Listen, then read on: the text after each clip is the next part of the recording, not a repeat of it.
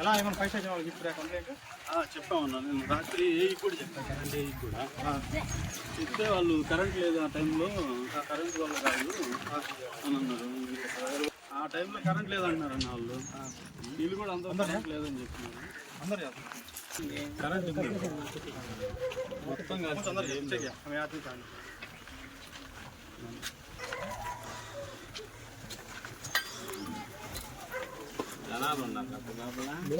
జనాలు లేరు.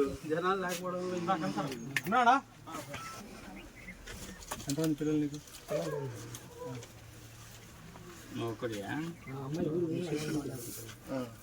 కరెంట్ పోయాక బయటకు వచ్చిన మామూలు ఏమన్నా ట్రాన్స్ఫర్ కూడా ఫీజు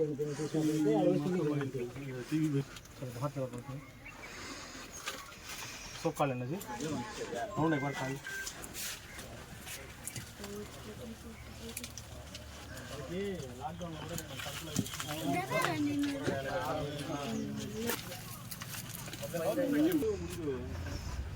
రోజు కరెంట్ ఉంటే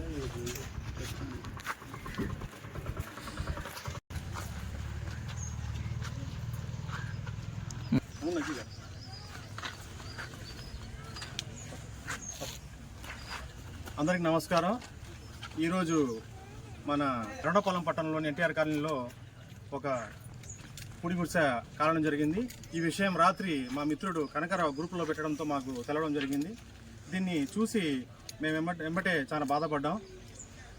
కుటుంబాలు ఇప్పుడున్న కాలంలో కుటుంబాలు బతకాలంటే ముందు ఇల్లు ఉండాలి. అలాంటి ఇల్లు కూడా లేకుండా పుడి గుడిసెలు వీళ్ళు బతుకుతున్నారంటే చాలా బీద పరిస్థితులు ఉంటారు. అదే కాకుండా షార్ట్ సర్క్యూట్తో ఇల్లు మొత్తం దగ్ధం కావడం జరిగింది. వాళ్ళ ఇంటికి సంబంధించిన సామాన్లు మొత్తం కాలిపోయాయి. ఈ విషయం మాకు చాలా బాధాకరంగా కనిపించింది.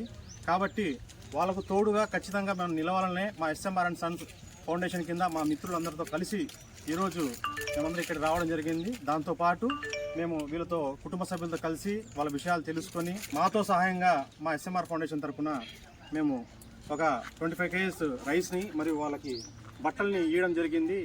ఇంకో ముందు విషయం ఏంటంటే ముందు ఇంకా సహాయాలు చేస్తాం, మేము చేస్తూనే ఉన్నాం కూడా గతంలో కూడా.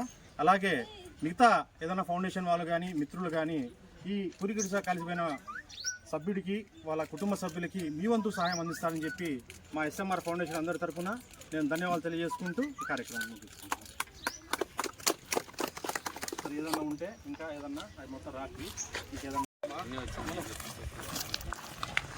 మన ఆధ్వర్యం విషయం తెలియజేసాం.